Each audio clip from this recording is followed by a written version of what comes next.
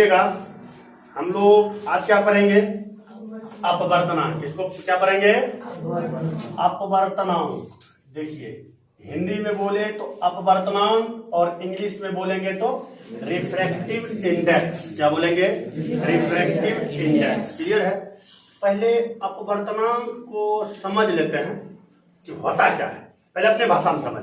तो रियल में अपवर्तनांक बोलते किसको है, ध्यान से समझिएगा, बहुत इजी है।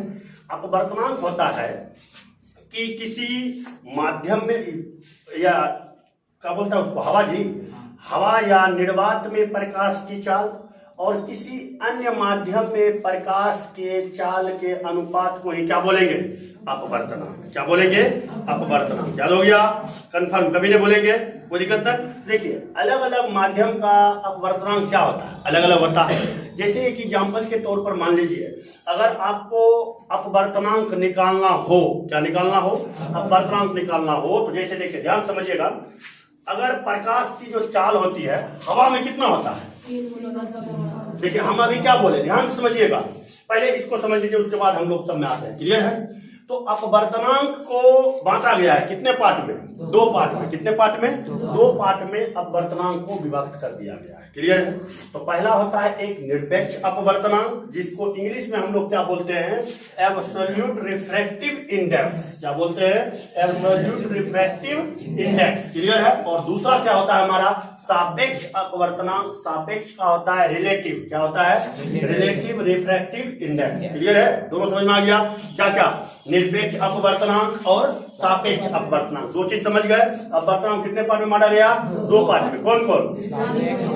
निरपेक्ष अपवर्तनांक और सापेक्ष अपवर्तनांक। क्लियर हो गया? अब देखिए, निरपेक्ष अपवर्तनांक हम लोग कहते किसको है? क्या बोलेंगे? निरपेक्ष अपवर्तनांक होता क्या है? तो देखिए, हवा में प्रकाश की चाल क्या लिखेंगे? हवा के सापेक्ष। क्या लिखेंगे? हवा के सापेक्ष किसी प्रकाशिक माध्यम के अपवर्तनांक को ही हम लोग क्या बोलेंगे? निरपेक्ष अपवर्तनांक। क्या बोलेंगे? निरपेक्ष अपवर्तनांक। अब देखिए, हवा, सिर्फ हवा ही एक माध्यम नहीं है, बहुत सारा प्रकाश के लिए तो बहुत माध्यम है ना। हवा है, पानी है, कांच है, नहीं जी, घिसा हुआ कांच है, स्लेब है, मतलब आखिर है तो कांच है, चाहे वो स्लेब बोलो या कोई अन्य चीज बोलो। क्लियर है? तो ध्यान समझिएगा। तो हम क्या बोले अभी? निरपेक्ष अपवर्तनांक का परिभाषा समझ में आ गया क्या? कोई दिक्कत है ना? चलिए एक बार और बोल दीजिए। कोई दिक्कत है? समझ में आ गया? तो देखिए, अपवर्तनांक हर माध्यम का एक नहीं होता है। क्लियर है? तो हर माध्यम का अपवर्तनांक क्या क्या होता है? अलग अलग होता है। तो अभी हम जो डिफिनेशन बोले किसका? अपवर्तनांक का। निरपेक्ष अपवर्तनांक, देखो, अपवर्तनांक का अगर डिफिनेशन जानता है तो हर एक का डिफिनेशन जानता है। डिफिनेशन बनाने में कोई दिक्कत नहीं होता। देखो, अभी डिफिनेशन हम कैसे बना लेंगे, और भविष्य में समझो, इसको याद मत करो। याद क्या करना, अब हम जो बोले तो आप वही नहीं लिखिएगा, आप अपना भी माइंड लगा करके वहां क्या कीजिएगा, लैंग्वेज को बना लीजिएगा। हम जो भी समझाएंगे सिर्फ आपको समझाते हैं कि ये रियल में होता क्या है। चलिए, अपवर्तनांक समझते हैं। तो हम क्या बोले अभी? अलग अलग माध्यम का अपवर्तनांक क्या होते हैं? अलग अलग होते हैं। जैसे एक एग्जांपल, अपवर्तनांक के डिफिनेशन से हम समझ गए। तो देखिए, अपवर्तनांक क्या होगा? दो माध्यम ही हो सकता है, या तो वो माध्यम विरल होगा या तो वो माध्यम सघन होगा। विरल और सघन की चर्चा मैं पहले कर चुका हूं। अपवर्तनांक चैप्टर स्टार्ट करने से पहले मैं, मतलब चैप्टर जब स्टार्ट किया था तो उस समय मैं आप लोग को बेटर रूप से समझा दिया था कि अपवर्तनांक में होता क्या क्या है, और विरल माध्यम क्या होता है, सघन माध्यम क्या होता है। छड़ी, पानी में अगर छड़ी रखा हुआ है तो तिरछा मालूम क्यों होता है, सिक्का उठा हुआ मालूम क्यों प्रतीत होता है, ये सब मैं आप लोग को समझा दिया था। अपवर्तन के नियम तक को समझा दिया था। क्लियर है? तो प्रकाश का जो अपवर्तन था उससे थोड़ा ये क्या है, अलग है। तो लेकिन यहाँ पर यूज तो हो रहा है प्रकाश के अपवर्तन का, नहीं हो रहा है। तो ध्यान से देखिए, तो हम क्या बोले अभी? प्रकाश की चाल। अब देखिए, अगर हम अभी दूसरा और पॉइंट बोले कि अलग अलग माध्यम का अपवर्तनांक क्या होता है? अलग अलग होता है। तो अपवर्तनांक को निकालने के लिए आप अभी तुरंत अपवर्तनांक के परिभाषा से सीखे कि किस हवा या निर्वात में प्रकाश की चाल और किसी अन्य माध्यम में प्रकाश की चाल के अनुपात को ही हम लोग क्या बोलते हैं? अपवर्तनांक कहते हैं। क्लियर है ना? तो एक झलक देख लीजिए, ये जो फिगर आप देख रहे हैं, ध्यान से समझिएगा, ये क्या है? प्रकाश की चाल हवा में है ना? और ये क्या है? कोई अन्य माध्यम है प्रकाश में, कोई दिक्कत नहीं, जिसमें प्रकाश की चाल क्या है, v1 है। क्या है, v1 है। उसी टाइप से हम दूसरा एक फिगर बनाए, ये हवा है, क्लियर है। तो हवा में प्रकाश की चाल क्या होता है, यहाँ तो शेयर रहेगा जी, कोई दिक्कत नहीं। और दूसरा एक माध्यम लिए जिसमें प्रकाश की चाल क्या है, v2 है। अगर ध्यान से समझिएगा, इसको हवा और इसको जल मान लेते हैं। क्या मान लेते हैं, जल। इसको हवा मान लिए, इसको जल मान लिए, क्लियर है। और इसको हवा मान लिए, इसको हम कांच मान लिए। क्या मान लिए, कांच मान लिए। नीचे कांच लगा हुआ है, तब कांच रख के हम नहीं समझाएंगे जी, तो हम लिखवे कर समझाएंगे, क्लियर है। तो देखिए दोनों के दोनों स्थिति में थोड़ा होता क्या है कि ये विरल है, विरल से सघन जाएगा तो प्रकाश मुड़ेगा कि नहीं मुड़ेगा, क्लियर है। तो मैं यहाँ बता दिया था प्रकाश किस टाइप से मुड़ता है और कितने विचलन एंगल से मुड़ता है, ये सब मैं बता चुका हूँ आप लोग को, कोई दिक्कत नहीं। उसी टाइप से यहाँ देखिए, ये जल जो है कांच के अपेक्षा थोड़ा कम सघन है ना, और कांच क्या है, थोड़ा ज्यादा सघन है, तो यहाँ प्रकाश थोड़ा ज्यादा मुड़ेगा ना, नहीं मुड़ेगा। अगर ध्यान समझना, अगर इस अपवर्तन कोण की तुलना अगर इस अपवर्तन कोण से करे तो ये अपवर्तन कोण जो होता है, देखो समझना ध्यान से, ये जल है तो RW हम मान लेते हैं इसको, क्लियर है ना, अपवर्तन कोण RW, क्लियर है। अगर इसको हम मानते हैं कांच, तो इसको हम मान लेते हैं क्या, RG। क्या मान लिए, RG। अगर यहां दोनों के अपवर्तन कोण की तुलना करें, अपवर्तन कोण की तुलना, ध्यान से समझो, पॉइंट समझने वाला है। अपवर्तन यहाँ का आपतन कोण वही होगा जो आपतन कोण इसका है, क्लियर है ना। देखो माध्यम बदलने से कैसे बदल जाए, ध्यान समझो। आपतन कोण इसका भी वही होगा जो इसका है, लेकिन दोनों के अपवर्तन कोण में क्या होगा, चेंजिंग आ जाएगा। क्या आ जाएगा, चेंजिंग। कैसे बदलेगा, तो ध्यान समझिए, ये RW है, वाटर है, पानी है, तो पानी तो थोड़ा कांच के अपेक्षा कम सघन होता है, नहीं होता है जी। तो यहाँ प्रकाश कांच के अपेक्षा थोड़ा कम मुड़ेगा, नहीं मुड़ेगा, ध्यान समझो। और ये हमारा क्या है, कांच है, तो यहां पर आने के बाद ये थोड़ा क्या होगा, अधिक मुड़ेगा, थोड़ा ज्यादा मुड़ेगा, नहीं मुड़ेगा, मतलब समझ में आ रहा है ना। तो इसलिए कौन एंगल ज्यादा होगा, ये होगा या ये होगा, ये मतलब RW ज्यादा होगा किससे, RG से होगा ना, क्लियर, समझ में आ गया। लेकिन I जो होगा, इसको I मान लेते हैं, इसको I1 मान लेते हैं, क्लियर है ना। इसको I1 मान लो, इसको I2 मान लो। तो I1 के बराबर यदि I2 भी रहेगा ना, अगर आपका नीचे का माध्यम अगर अलग है तो अपवर्तन कोण में बदलाव थोड़ा हो जाएगा, क्लियर हो गया, कोई दिक्कत नहीं, समझ में आ गया। तो अब देखिए समझते कैसे हैं, तो आप जानते हैं कि कांच में प्रकाश की चाल कितनी होती है, कितना होता है कांच में प्रकाश की चाल, 2 गुना 10 पर पावर 8 मीटर पर सेकंड होता है। किसमें होता है, कांच में। कांच में प्रकाश, ध्यान समझिएगा, हम यहां लिख देते हैं, कांच में प्रकाश की क्या चाल कितना होता है, 2 गुना 10 पर पावर 8 मीटर पर सेकंड, क्लियर है।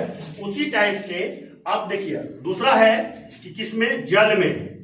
जल में प्रकाश की चाल कितना होता है, 2.25 गुना 10 पर पावर 8 मीटर पर सेकंड। देखिए चाल बढ़ा कि घटा, बढ़ा, तो ई चाल जब बढ़ेगा, ध्यान से देखो, मतलब मैं क्या बोला कि ई कोण और ई कोण में हल्का डिफरेंस होगा। ऐसा इसलिए होगा क्योंकि ये थोड़ा विरल है इस माध्यम की अपेक्षा। ये कांच है ना, तो ये थोड़ा कमेल होगा जी, तो ये थोड़ा ज्यादा मुड़ेगा, नहीं मुड़ेगा, ये थोड़ा क्या होगा, कम मुड़ेगा इसकी अपेक्षा। अगर जैसे समझ लीजिए, ऊपर में हम जल रख दिए और नीचे में हम क्या रख दिए, कांच रख दिए ना, तो जल से अगर प्रकाश की किरण आएगा, ध्यान समझिएगा, जितना एंगल से वो आ रहा है, अगर कांच में आएगा तो जल की अपेक्षा कांच थोड़ा ज्यादा सघन है, तो ये थोड़ा ज्यादा मुड़ जाएगा, नहीं मुड़ जाएगा, मतलब समझना। मैं कई माध्यमों से प्रकाश के अपवर्तन समझाऊंगा ना, तो उस समय मैं बता दूंगा, थोड़ा इसको इस समझ में आ गया ना, थोड़ा समझ लीजिए कई माध्यम से प्रकाश का अपवर्तन होता कैसे है रियल में, ध्यान समझिए, हो गया ना, ये समझ गए। तो अब देखिए थोड़ा एक और चीज समझ लीजिए, तो जल में प्रकाश की चाल इतना हो गया, अब क्या होगा, अब हम क्या लिखेंगे दूसरा, हवा में जी, हवा में प्रकाश की चाल कितना होता है, 3 गुना 10 पर पावर 8 मीटर पर सेकंड, क्लियर है। किसमें होता है, हवा में। किसमें होगा, हवा में। यहां तक समझ में आ गया। अब देखिए, यदि हम कांच का अपवर्तनांक निकालें, किसका निकालें? कांच का अपवर्तनांक। तो कांच का अपवर्तनांक क्या होगा पहले समझ लीजिएगा, थोड़ा इसको मिटा दें। अब ये समझ गए ना, कोई दिक्कत है ना? निरपेक्ष अपवर्तनांक का हम लोग अब क्या करेंगे, डिटेल समझेंगे। किसका? निरपेक्ष अपवर्तनांक का। चलिए लैंग्वेज लिख लीजिएगा। माना AB के ऊपर विरल माध्यम तथा AB के नीचे सघन माध्यम है। सघन माध्यम में कौन? जल। ब्रैकेट में लिख लीजिएगा जल। क्लियर है ना? इसमें प्रकाश की चाल C और माध्यम E क्या है? 1 है। E तो दोनों माध्यम से मेन है जी, तो कोई दिक्कत है ना? इसमें क्या मानेंगे? माध्यम 1 मान लिए, तो माध्यम 1 में प्रकाश की चाल V1 मान लेंगे और माध्यम 2 में प्रकाश की चाल V2। क्लियर है? अब देखना इसका डिफिनेशन कैसे होगा। तो इसको आप ऐसे भी बना सकते हैं कि हवा में प्रकाश की चाल, क्या बोलेंगे? हवा में प्रकाश की चाल और किसी माध्यम में प्रकाश की चाल के अनुपात को निरपेक्ष अपवर्तनांक बोलते हैं। क्लियर है? कोई दिक्कत? कि हवा में प्रकाश की चाल, पहले हवा में प्रकाश की चाल और किसी माध्यम में प्रकाश की चाल के अनुपात को निरपेक्ष अपवर्तनांक बोलते हैं। इससे पहले मैंने क्या बताया था निरपेक्ष अपवर्तनांक का डिफिनेशन? हवा के सापेक्ष किसी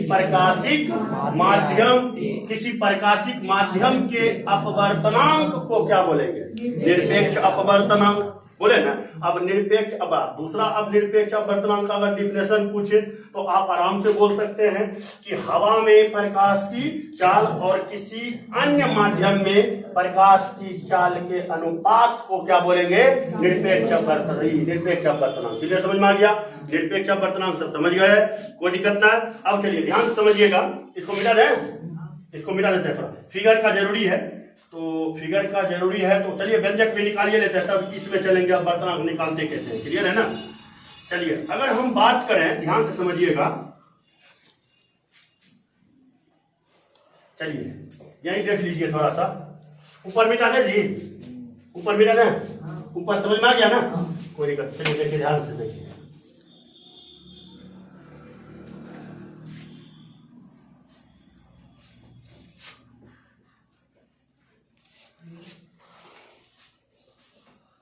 हम लोग इस फिगर के अनुसार चलते हैं। इसको मान सकते हैं आप लोग चित्र A और इसको मान सकते हैं चित्र B।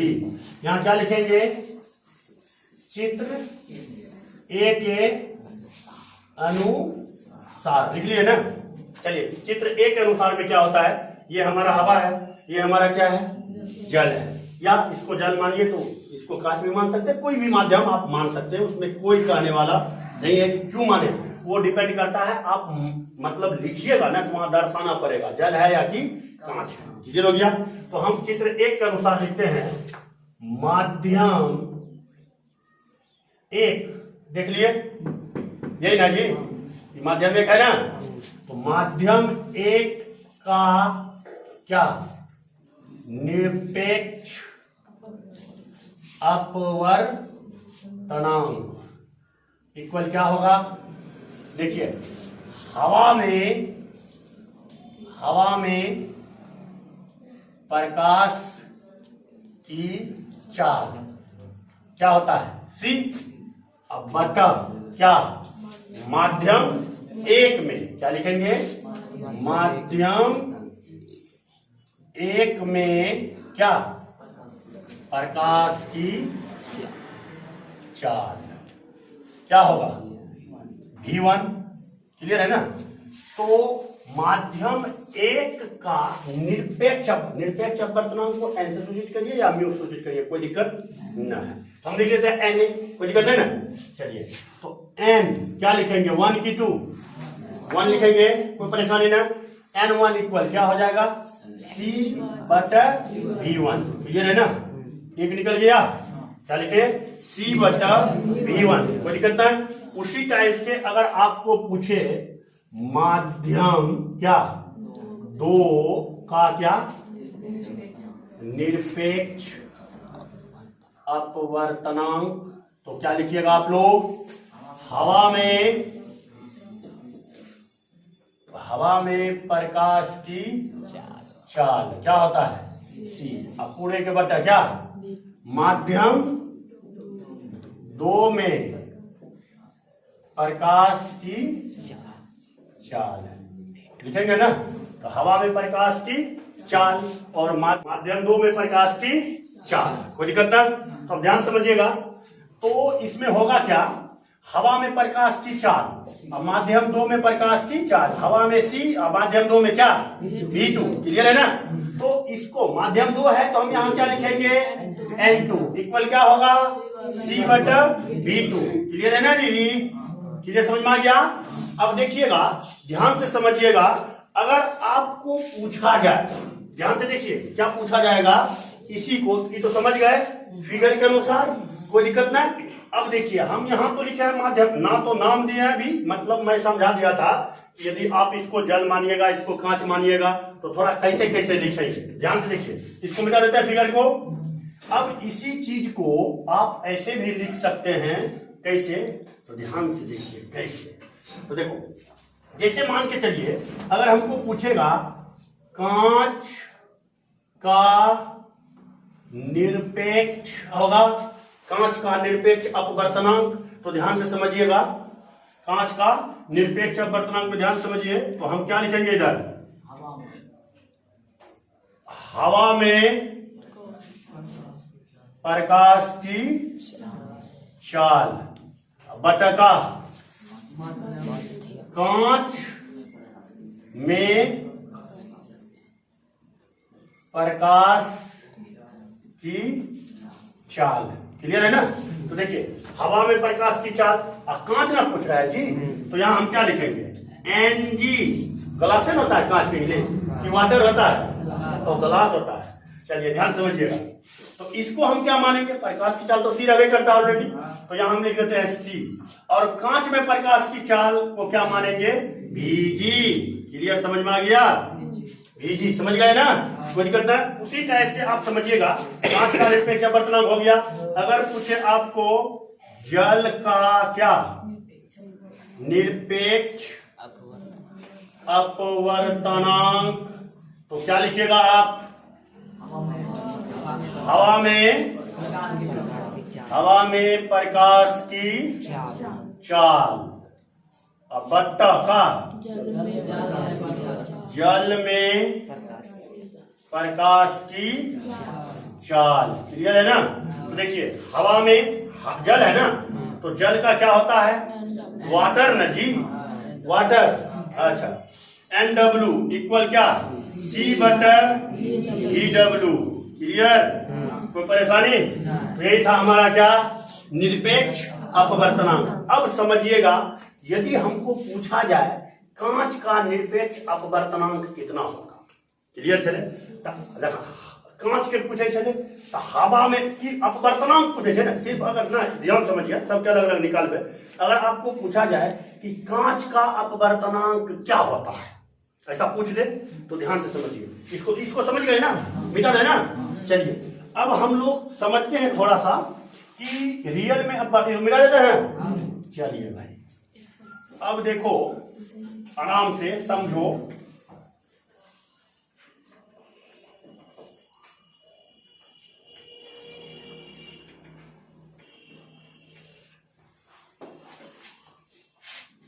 और ध्यान से देखो होता क्या है।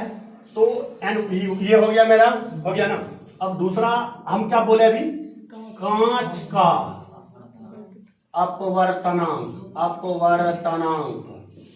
अगर पूछा जाए अपवर्तनांक, कांच का अपवर्तनांक, तो ध्यान से देखिएगा पहले क्या होता है, कांच का अपवर्तनांक कैसे निकालेंगे, हवा में प्रकाश की चाल लिखेंगे ना बटा कांच में प्रकाश की चाल ना। तो यहाँ हम लिखेंगे कांच का अपवर्तनांक निकालेंगे तो हवा में प्रकाश की चाल। अब बोलिएगा अच्छा सर जी आप हवा क्यों लिखते हैं, ये बताओ कि बिना हवा में अरे तो कांच में घुस जाएगा प्रकाश, उसको तो हवा में भी जाना जरूरी है ना जी, क्लियर समझ ना। कि चारों तरफ क्या है, हवा है, नहीं कुछ तो हवा है ना, तो कोई दिक्कत ना। अब देखिए तो हवा में प्रकाश की चाल अब बटा क्या हो जाएगा, कांच में प्रकाश की चाल, क्लियर है ना। अब देखिए तो हवा में प्रकाश की चाल कितना होता है, 3 × 10⁻8 मीटर पर सेकंड होता है ना। देखिए अब समझिएगा, अपवर्तनांक का कोई मात्रक नहीं होता है। आप कहिएगा सर जी कैसे नहीं होता है, तो ध्यान से देख लीजिए सर जी, आपको हम ही समझा देते हैं। मीटर पर सेकेंड। अब बटन कांच में प्रकाश की चाल कितना होता है? कांच में 2 गुना 10 पर पावर 8 मीटर पर सेकेंड। तो मीटर पर सेकेंड से मीटर पर सेकेंड कटिए जाता है, तो इसका कोई मात्रक होगा? तो अपवर्तनांक मात्रक विहीन होता है और डायमेंशन लेस होता है, यानी बीमा इसका नहीं होता है। जब मात्रक नहीं होगा तो बीमा कहां से आएगा? समझ रहे ना? 11th में आइएगा तो वहां आप लोग समझिएगा कि बीमीय सूत्र होता क्या है। 11th के फिजिक्स में वहां सब कुछ पहला चैप्टर में यही सब दिया गया है। कोई विशेष चीज नहीं होता, किसी भी का भी मात्रक निकालने के लिए, उसका बीमा निकालने के लिए 9th में भी हम थोड़ा बहुत बता दिए थे, आप लोग को याद है? अब थोड़ा बहुत कुछ बता दिए थे, बीमा निकालने तक के लिए सिखा दिए थे 9th में। तो 11th में जाएगा तो वहां पूछेगा कि सर जी बीमा कैसे निकलता है? नहीं, तो 9th में जो चीज मात्रक एवं बीमा दिया हुआ है ना, सिर्फ मात्रक दिया हुआ है, तो अब खाली जो किताब में लिखा है वही चीज को तो पढ़ना नहीं चाहिए ना, थोड़ा आगे भी पढ़ना चाहिए। क्लियर है ना? चलिए आइए समझिए। तो ई की हो गया, कट गया ना 10 पर पावर 8। 1.5 दूनी कितना होता है जी? 3। तो कितना निकला अपवर्तनांक? एन जी का अपवर्तनांक कितना? उसी टाइप से आप किसका निकालिएगा? NW का नहीं निकाल लीजिएगा। अब बोलेगा एल्कोहल का, फिनोल का, फलनामा के, चिलनामा के, सिर्फ प्रोग्राम तो हमको प्रकाश के चाल बताओ ना, हम तो निकालिए लेंगे। ठीक, कोई दिक्कत है? कोई परेशानी है ना? चलिए यही था हमारा क्या? निरपेक्ष अपवर्तनांक। अब हम लोग देखेंगे किसको? सापेक्ष अपवर्तनांक रियल में होता क्या है। नाम दे दे जी, नाम नहीं लिखा है, नाम लिखिएगा ना। चलिए ए और बी, क्लियर है? तो समझिएगा होता क्या है। अब हम लोग क्या पढ़ेंगे? सापेक्ष अपवर्तनांक। क्या पढ़ना है? सापेक्ष अपवर्तनांक। रियल निरपेक्ष अपवर्तनांक समझ गए। अब दूसरा क्या कहता है? सापेक्ष अपवर्तनांक। सापेक्ष अपवर्तनांक किसको बोलेंगे? हवा के अतिरिक्त, हवा मतलब समझते हैं ना, अगर आप हवा को हटा दीजिएगा, ठीक है ना, हवा भी है वो अपने जगह है, कि हवा के अतिरिक्त अगर 2 प्रकाशिक माध्यम, क्या हो? 2 प्रकाशिक माध्यम, जैसे हो गया आप मान के चलो, एक हो गया जल और दूसरा हो गया कांच, तो 2 प्रकाशिक माध्यम नहीं हुआ? कौन कौन? जल और तथा कांच। इसलिए हम बोले कि हवा के अतिरिक्त यदि 2 प्रकाशिक माध्यम हो, कितना हो? 2 प्रकाशिक माध्यम का युग्म हो, तब क्या लिखे हैं? तब उनमें से किसी एक माध्यम के सापेक्ष दूसरे माध्यम का अपवर्तनांक, क्या बोले?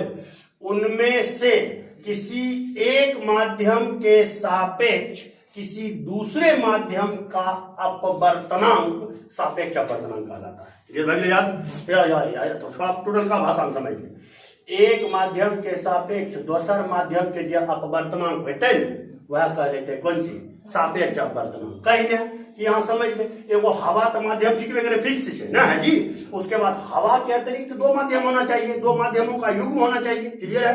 तो 2 माध्यम का युग्म होगा, तो उस 2 माध्यम के युग्म में अब क्या बोलेंगे? माध्यम 1 के सापेक्ष, क्या बोलेंगे? माध्यम 1 के सापेक्ष माध्यम 2 का अपवर्तनांक को ही क्या बोलेंगे हम लोग? सापेक्ष अपवर्तनांक। क्या बोलेंगे? सापेक्ष अपवर्तनांक। आप आराम से लिख सकते हैं, ये आपका माध्यम 1 हुआ ऊपर। अब लैंग्वेज में कैसे बनाना?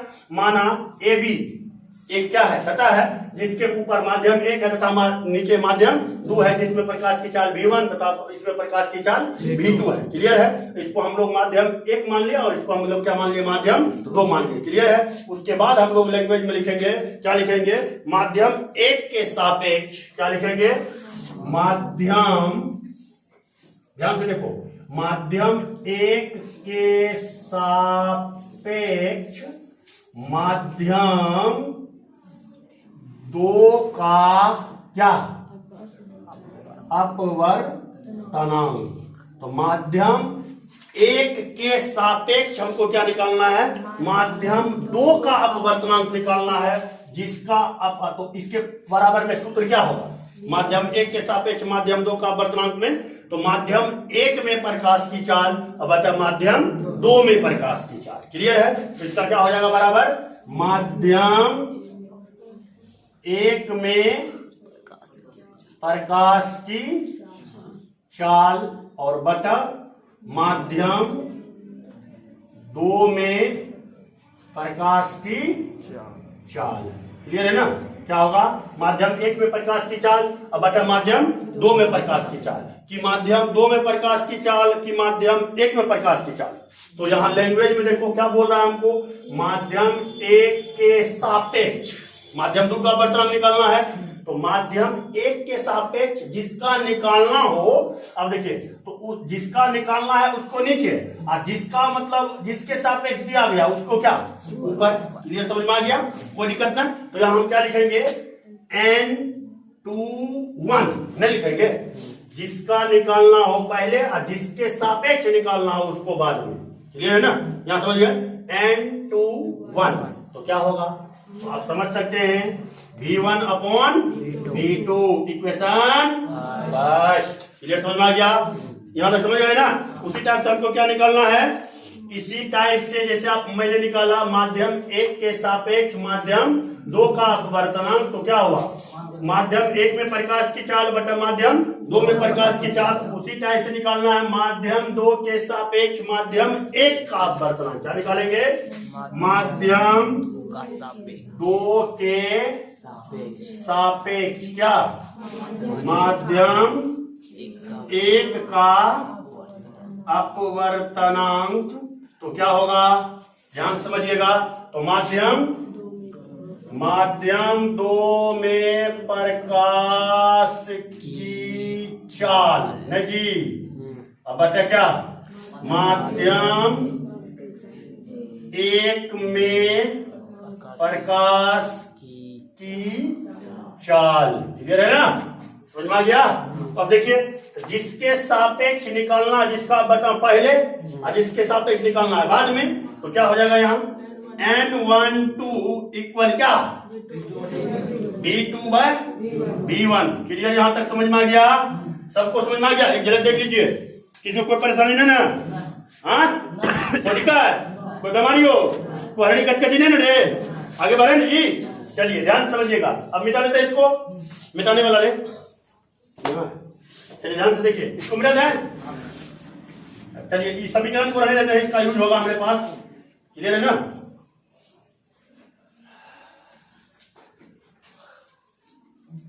ये क्या है, समीकरण 1, और ये क्या है हमारा समीकरण 2। क्या है, समीकरण 1 और दूसरा क्या है, समीकरण 2। समीकरण 1 और 2 दिया गया है ना? तो ध्यान से देखिए, यहां क्या लिखेंगे, समीकरण 1 और 2 को कौन सी गुना करने पर, क्या करने पर, गुना करने पर। क्लियर है ना? तो देखिए समीकरण 1 यही है ना, और समीकरण 2 ये है, तो हम क्या लिखेंगे, n21 इंटू n12 इक्वल कितना, V1 बटा V2 इंटू V2 बटा V1। क्लियर, समझ में आ गया? सबको समझ में आ गया ना? कोई दिक्कत नहीं ना जी? अब देखिए क्या होगा, ई कट जाता है, इसे ई कट जाता है, अर्थात n21 इंटू n12 इक्वल है, ध्यान समझिए, n21 इंटू n12 इक्वल कितना आया, 1। अर्थात दो माध्यमों का सापेक्ष अपवर्तनांक का गुणनफल 1 के क्या होगा, बराबर होगा। याद हो गया? इसके बराबर होगा, 1 के बराबर होगा। इसी टाइप में अब इसको आप बदल के लिख सकते हैं। कैसे, अगर हम बोलेंगे ई कांच है, अब भाई ई की है, जल है, नहीं उल्टे हो जाएगा, नहीं जी, ई जल है और ई की है कांच है, नहीं है, तो ई जल है, तो आपको क्या लिखना है, जल के सापेक्ष, जो अभी लिखे थे, क्या लिखे थे, जल के सापेक्ष कांच का अपवर्तनांक। क्या होगा, जल के सापेक्ष कांच का अपवर्तनांक NWG होगा ना, NWG। अब बराबर का होता था V1 बटे V2, तो यहाँ क्या हो जाएगा, जल में प्रकाश की चाल की VG अब बटे VW होगा ना? समझ में नहीं आया? इसी टाइप से दूसरा भी निकाल सकते हैं। क्या बोलेगा कि अब कहेगा कांच के सापेक्ष जल का अपवर्तनांक, तो आप आराम से इसी के लैंग्वेज को बना सकते हैं, जल के सापेक्ष कांच का अपवर्तनांक आराम से निकाल सकते हैं, कोई परेशानी नहीं, ये सब हो जाएगा ना? चलिए अब हम लोग क्या देखते हैं, ध्यान से देखिए, अगर ई निकल गया है आपका, ये निकल गया ना। तो अब n21 बराबर क्या होगा, 1/n1 2, ये वही बन गया। और n12 इक्वल क्या हो जाएगा, 1/, ये भी निकल गया। अर्थात किसी माध्यम का सापेक्ष अपवर्तनांक किसी दूसरे माध्यम के सापेक्ष अपवर्तनांक के व्युत्क्रम के भी बराबर होता है। व्युत्क्रम ने आया जी, आराम से निकाल सकते लैंग्वेज। और नेक्स्ट कल हम क्लास में आप लोग को बताएंगे सापेक्ष अपवर्तनांक और निरपेक्ष अपवर्तनांक में संबंध।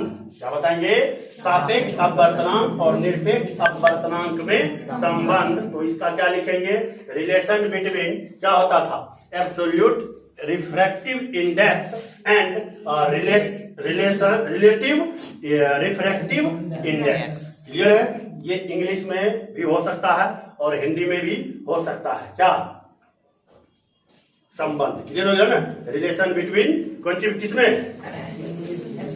Absolute refractive index and relative inductive refractive index. समझ में आ गया। फिर यहीं तक, कल नेक्स्ट डे हम लोग समझेंगे दोनों में संबंध क्या होता है।